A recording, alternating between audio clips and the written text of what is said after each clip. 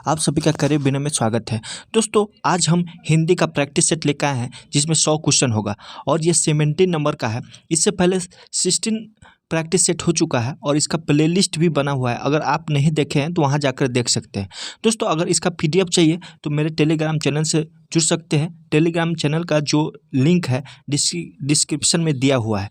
तो चलिए दोस्त, देर न करते हुए अब हम क्वेश्चन की तरफ चलते हैं। फर्स्ट क्वेश्चन है कि चौमासा में समास है। तो दोस्तों, चार मासों का समूह को चौमासा बोलते हैं और संख्या है तो द्विगु समास हो जाएगा। अगला क्वेश्चन है,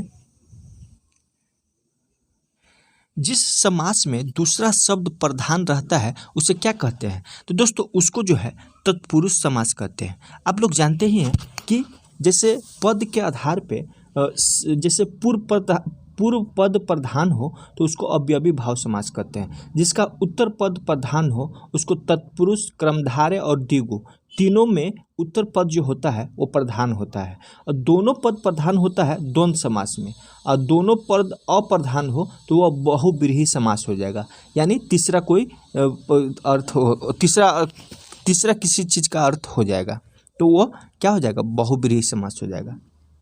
अगला क्वेश्चन है, अपनी बुराई नहीं दिखाती अर्थ को व्यक्त करने वाली लोकोक्ति कौन सी है? तो दोस्तों, इसका क्या आंसर हो जाएगा? तो इसका आंसर जो है चिराग तले अंधेरा, चिराग तले अंधेरा इसका लोकोक्ति है। अगला है, बार बार नाक रगड़ने पर भी पुरुष ने अशोक को क्यों नहीं छोड़ा? तो क्यों नहीं छोड़ा? क्योंकि विनती, इसका क्या हो जाएगा? विनती करना। अगला है, गाय कौन सी संज्ञा है? तो दोस्तों, गाय जो है ये जातिवाचक संज्ञा है। अगला क्वेश्चन है, राष्ट्र की भाववाचक संज्ञा है? तो दोस्तों, राष्ट्र की भाववाचक संज्ञा राष्ट्रीयता है। अगला है, श्रोता के लिए किस सर्वनाम का प्रयोग किया जाता है? तो दोस्तों, श्रोता के लिए जो है मध्यम पुरुषवाचक सर्वनाम का प्रयोग किया जाता है।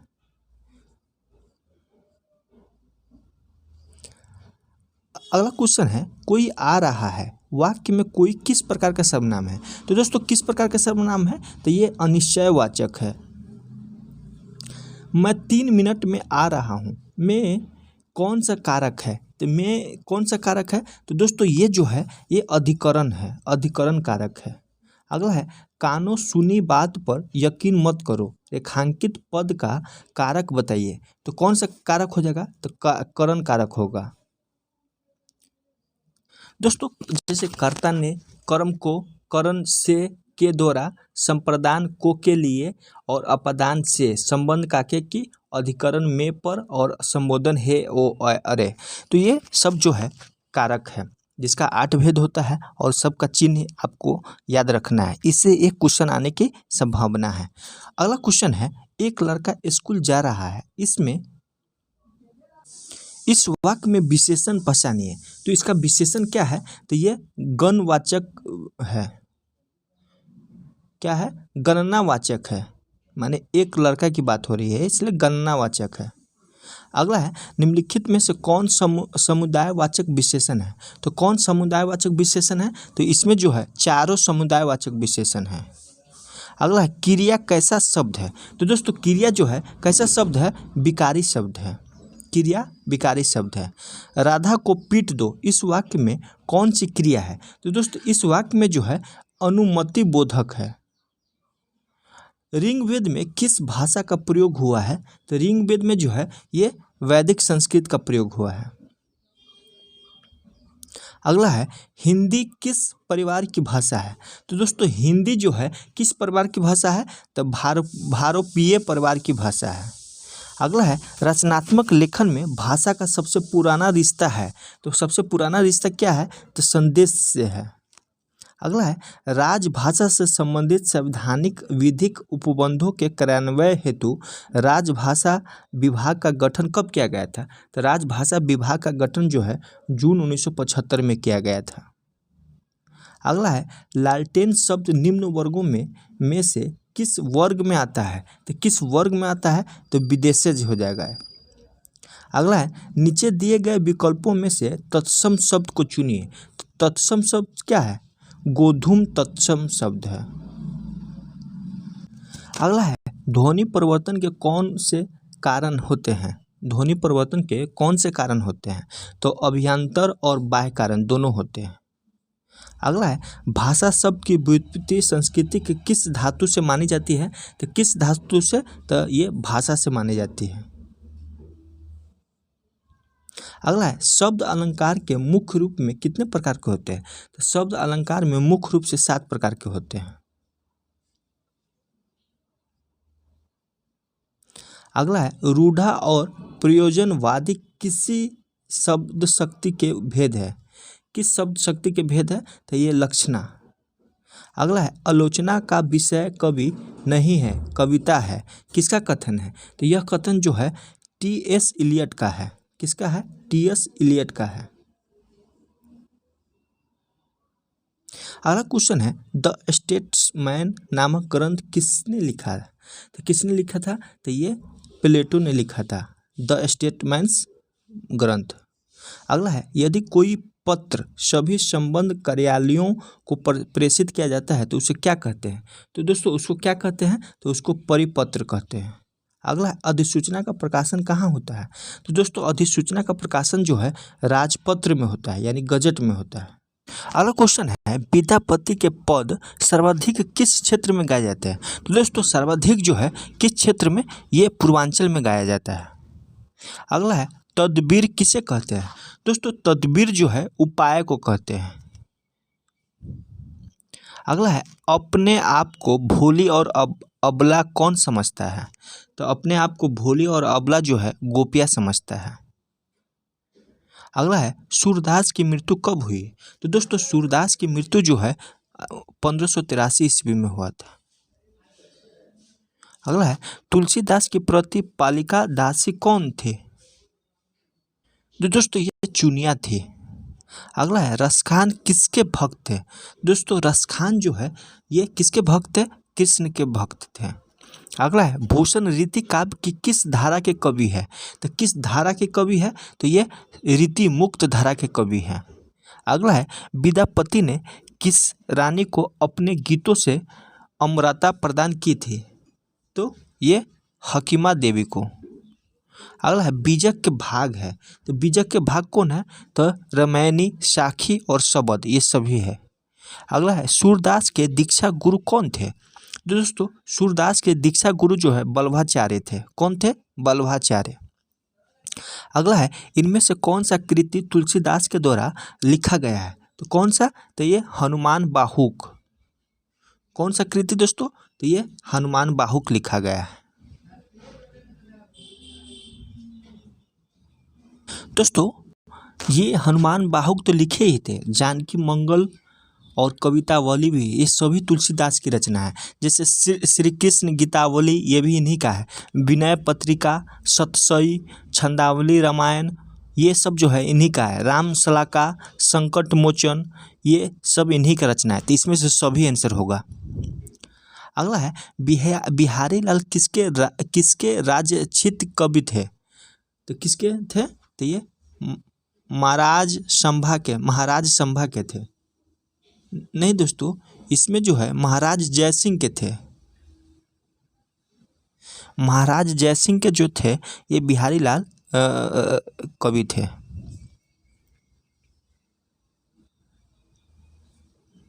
अगला है भूषण के सुप्रसिद्ध काव्य वृत्ति कौन सी है। तो भूषण के सुप्रसिद्ध काव्य वृत्ति जो है शिवावावनी है। कोहरा शब्द किसके लिए प्रयोग किया गया है। तो कोहरा शब्द जो है ये ईश्वर के लिए प्रयोग किया गया है। अंग्रेजी काव्य कृतियों के भाषांतर का समारंभ किस युग में हुआ है। तो किस युग में हुआ है। तो भारतेंदु युग में हुआ है। अगला है भारतेंदु जी की दृष्टि में काव्य की आत्मा कौन है। तो काव्य की आत्मा कौन है। तो ये रस है। अगला है निराला जी की कारण कल्पना कहाँ से बंधी हुई है। तो कहाँ से बंधी हुई है। ये पृथ्वी की दृढ़ आकर्षण शक्ति से बंधी हुई है। अगला है इनमें कौन कृति मैथिली शरण गुप्त की है। तो कौन सी कृति मैथिली शरण गुप्त की है। तो ये प्लासी का युद्ध। दोस्तों इसमें जो है पथिक किसकी रचना है। तो ये पथिक राम नरेश त्रिपाठी का है। किसके, राम नरेश त्रिपाठी। और रस कलम और प्रिय प्रवास जो है हरिऔध का है। किनका है? हरिऔध का। और मैथिली शरण गुप्त का प्लासी का युद्ध है। क्या है? प्लासी का युद्ध। और इनका क्या है? तो साकेत जो है इनका फेमस किताब है साकेत, और पंचवटी है, फिर और क्या है? यशोधरा है, फिर है जय भारत है। तो ये सब जो है मैथिली शरण गुप्त का किताब है। अगला है निराला जी की पत्नी का क्या नाम था? दोस्तों निराला जी की पत्नी के नाम जो था क्या था? तो निराला जी की पत्नी के नाम जो था ये मनोरमा देवी था। अगला क्वेश्चन है पंत जी की मृत्यु कब हुई थी? तो दोस्तों पंत जी की मृत्यु जो है कब हुई? तो ये 1 जनवरी 1977 ईस्वी में हुआ। अगला है नई कविता के कवियों की भावना प्रणय के क्षेत्र में कैसी है? तो कैसी है? तो ये यौन भावना है। अगला क्वेश्चन है ताज और बापू के प्रति शीर्षक कविता किसकी है? तो किसकी शीर्षक कविता है? तो ये पंत जी का है। अगला है दिनकर जी कब राज्यसभा के सदस्य से त्याग पत्र देकर भागलपुर विश्वविद्यालय के वाइस चांसलर बने? तो कब वाइस चांसलर बने? 1964 ईस्वी में। अगला है महादेवी वर्मा ने कब स्नातक की परीक्षा पास की थी? तो कब स्नातक की परीक्षा पास? 1928 में ही किया था। अगला अपनी किस रचना को प्रसाद जी ने गीति नाट्य के रूप में की है? तो किस रचना को? तो ये जो है ये करुणालय रचना को। अगला है अज्ञेय जी के वात्स्यायन लिखना किस आधार पर शुरू किया गया है? तो ये गौत्र वंशानुसार। अगला है नागार्जुन का जन्म कहाँ हुआ था? नागार्जुन का जन्म जो है बिहार के दरभंगा के तरौनी गांव में हुआ था। अगला है दिनकर जी ने मैट्रिक परीक्षा में उत्तीर्णता प्राप्त की कहाँ से? तो कहाँ से ये मैट्रिक पास हुए थे? तो ये मोकामा घाट उच्च विद्यालय से। अगला है निम्नलिखित में से कौन सी कहानी अज्ञेय जी द्वारा लिखी गई है? तो कौन सी कहानी? तो ये सभी हो जाएगा, कोठरी की बात, शरणार्थी और परंपरा। सर्वेश्वर दयाल सक्सेना की कौन सी रचना के लिए साहित्य अकादमी पुरस्कार से सम्मानित किया गया? तो कौन सी रचना के लिए? ये खूंटियों पर टंगे लोग के लिए इनको साहित्य अकादमी पुरस्कार मिला।